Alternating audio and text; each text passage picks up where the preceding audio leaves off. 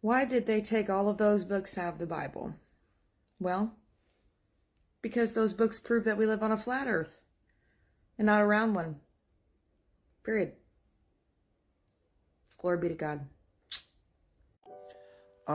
What you'd most likely see is if you got to the edge, you'd see a glass, kind of a glass wall. There have been some videos of people that are talking about, like, that there's it's blue, it's kind of bluish, a blue ice glass wall if you got to the edge.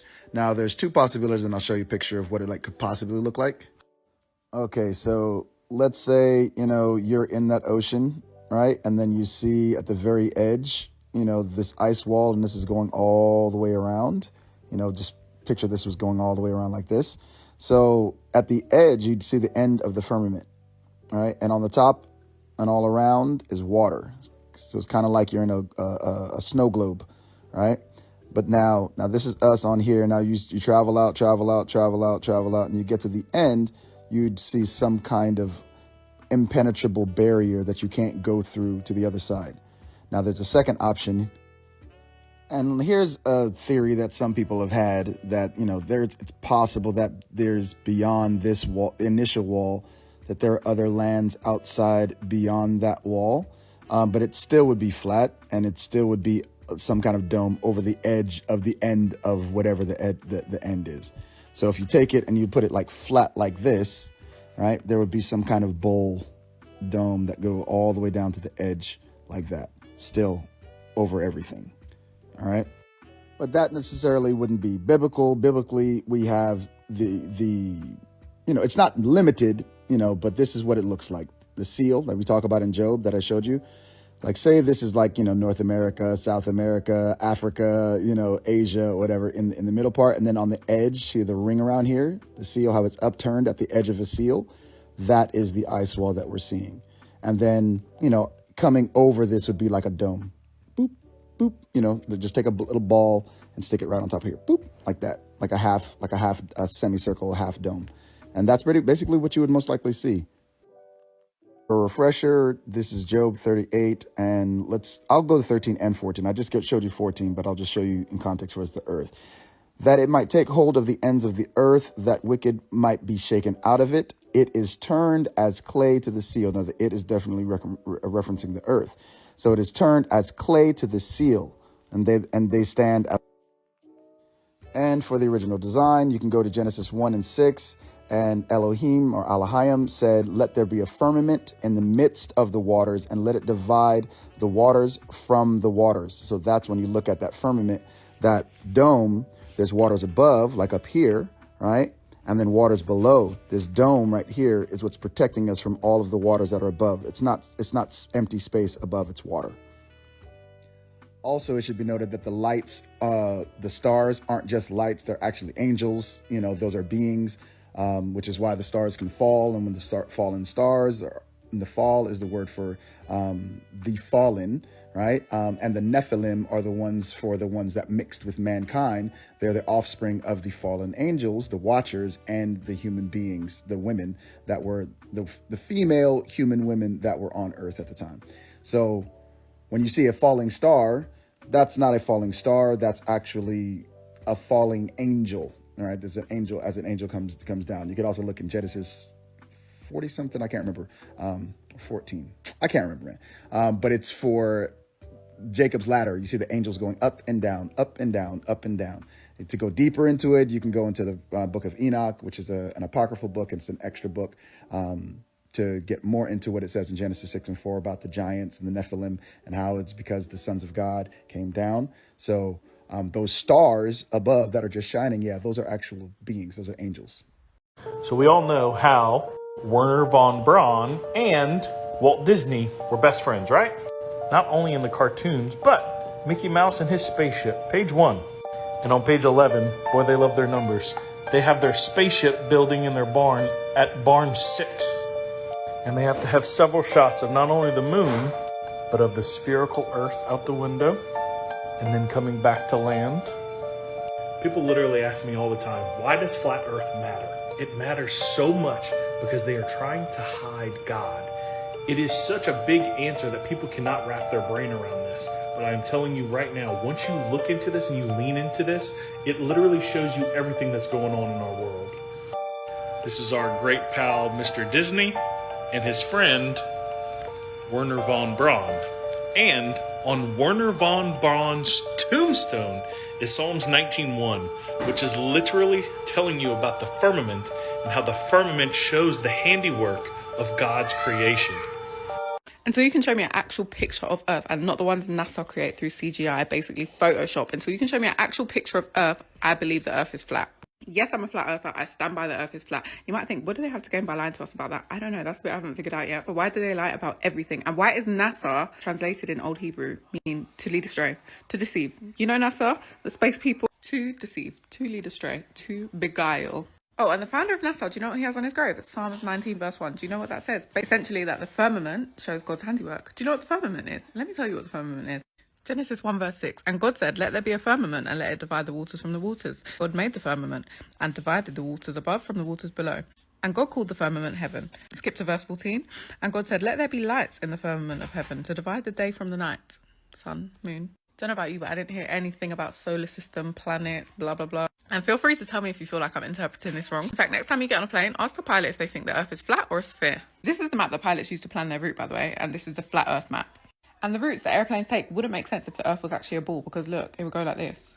Doesn't make any sense. Also, notice how Antarctica isn't at the bottom, like they tell us. It's all around. Proverbs 8:27, when he prepared the heavens, I was there. When he set a compass on the face of the depth, the sea. You know what else? The Bible always talks about the four corners of the earth. You know what doesn't have four corners? A ball. Do you know what does? A circle. A flat circle. Oh, and look at the United Nations flag. What does that look like? Flat earth map to me. And do you see the Antarctic down here? Because I don't. Also very interesting that 193 countries that can't agree on anything ever and are always at war constantly have come together to agree that nobody is allowed to explore the Antarctic unless it's part of an organised expedition with a permit. Even then, that's only the inner sections of the Antarctic. Remember how the Bible says that there's waters above and waters below? Do you know how astronauts train for spacewalks? Underwater. Yeah. Craziest thing is, if you actually wanted to do research, I know. If you actually wanted to do research on this, you'd have to use YouTube and Google alternatives. All you'll find on Google and YouTube is flat Earth being debunked. As in, they won't even show you the other side of the argument. Yeah, I'm trying to tell them. Yeah, they won't even show you the other side of the argument. Interesting. Call me crazy, call me a conspiracy theorist. Show me a picture of Earth, a real one. These kind of comments literally blow my mind. You're coming here and you're telling me that people misunderstand the definition of the firmament as it's not a barrier above Earth, but is our atmosphere. Well, obviously, you've never even taken the time to read the very first book of the Bible, or even the first chapter of the first book, which is Genesis. And if you would have even taken the time to research the firmament, Wikipedia will tell you in biblical cosmology, the firmament, the Hebrew word rakia, is the vast solid dome created by God during the Genesis creation narrative to divide the primal sea into upper and lower portions so that the dry land could appear. And this is an artist's depiction of what the Bible describes in Genesis as the firmament. You see, you've got a vast, solid dome here, waters above, and then waters below. And the Bible says that God set the sun, the moon, and the stars in the firmament for light upon the earth. And they're also for signs, for seasons, and days, and years. Wasn't talking about clouds or the wind. How is the wind or the atmosphere gonna divide a massive body of water like this, or even one like our oceans beneath? Water requires a container, and it also seeks its own level. See, what you fail to understand is there is a sphere, but it is the sky. It is a celestial sphere, and we live inside of the celestial sphere. We don't live on a sphere. We live in it. And what's interesting is God spent the entire second day of creation making the firmament.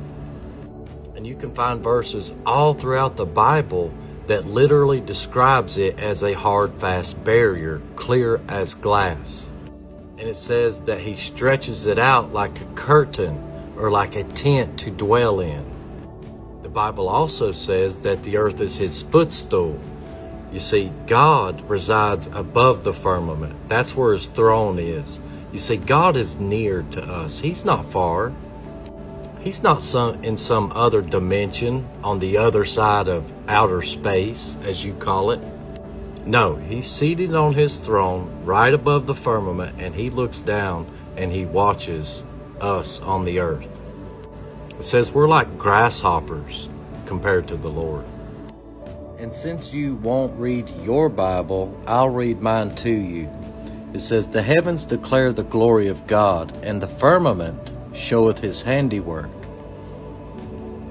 Day unto day uttereth speech, and night unto night sheweth knowledge. There is no speech nor language where their voice is not heard. Their line is gone out through all the earth, and their words to the end of the world. In them he hath set a tabernacle for the sun, which is as a bridegroom coming out of his chamber, and rejoicing as a strong man to run a race. His going forth is from one end of heaven to the other, and his circuit unto the ends of it, from one end of heaven to the other, and there is nothing hid from the heat thereof. So you see, right here in this passage in Psalms, it tells us it's the sun that moves, and it is the sun that goes in a circuit, which means a circle, a circular path above the stationary flat earth. The Bible does not teach that the earth goes around the sun. The Bible teaches that the sun goes around the earth. Well, let's look at what the book of Job says about the firmament. Hast thou with him spread out the sky, which is strong, and as a molten looking glass? So how are you going to tell God what he didn't create when his word clearly says he did create it? So this right here is a much more accurate depiction of where we live. You see, the sun and the moon are in the firmament, and they make their circuit above the stationary flat earth. And there is no such thing as outer space. The stars are also in the firmament. They're just a little higher up than the sun and the moon are. But it is the sun, moon, and stars that make their circuit, their orbits, above the earth. And there also is no edge, as you guys think. The earth is not a disk floating in space. It is on a firm foundation according to the Bible. And if you were to make it to the ice wall, which is what holds the oceans in, you can't go any further. You literally cannot fall off the earth. And if you got past the ice wall, guess what? You're going to reach the firmament, and you will not be able to go any further. And by the way, circumnavigation just means you sail in a circle around the continents on this flat, stationary earth. The North Pole, it's at the center of the flat earth. And there's a giant mountain at the North Pole, which is, they call it Rupus Nigra, or Black Rock is a nickname for it. It's a giant magnetic mountain, and that's how compasses work. They point north to the magnetic North Pole. And south is any direction away from north. It's south. You see, what they did was they took the flat earth. They took the flat earth map and wrapped it around a ball, and then reverse engineered everything, the cosmology, all of it. But this is a really good depiction of biblical cosmology, and it is true. You don't observe the earth moving whatsoever. The earth is at rest. You observe the sun and the moon and the stars orbiting above you as you sit still underneath them. You see, whatever side of the earth the sun is on is in daylight. The opposite side is in darkness. Because the sun is small and local, it takes its local light with it as it moves further away from you to the other side of the earth.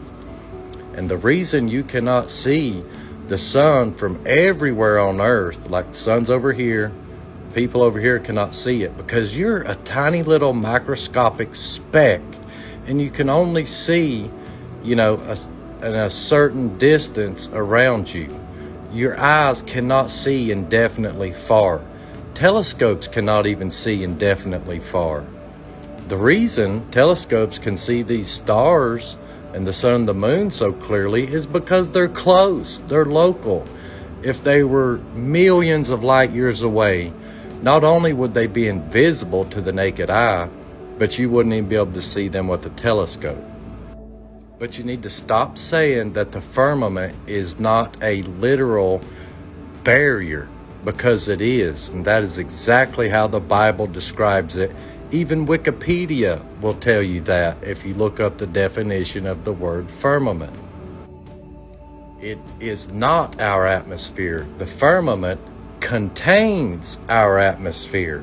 You see, it is impossible to have a pressurized atmosphere next to a vacuum without a container. But luckily, we do have a container, and that container is called the firmament. Have a blessed day. The Flat Earth map dates back over 1,000 years. This map is credited to being created by a Persian astronomer. His name was Al-Biruni, and he lived from 973 AD to 1048 AD. It's the official map of the United Nations and also of the United States Geological Survey. It used to be present in many places before the creation of NASA and the Antarctic Treaty in 1959. Here you see it with Admiral Byrd. This map has been restored by Dmitry from Russia with suggestions of mine, Eddie Alenkar, known by my YouTube channel Flat Earth Banjo. I asked Dmitry to include the Bermuda Triangle and Point Nemo, a place deep in the Pacific Ocean where NASA buries rockets. Then Robert Tozzi, a professional map maker, came along and enhanced the map even more. There are many people now selling this map online, but if you could order it from my online store, I would greatly appreciate it. Visit my store now and order one of the items. I humbly thank you.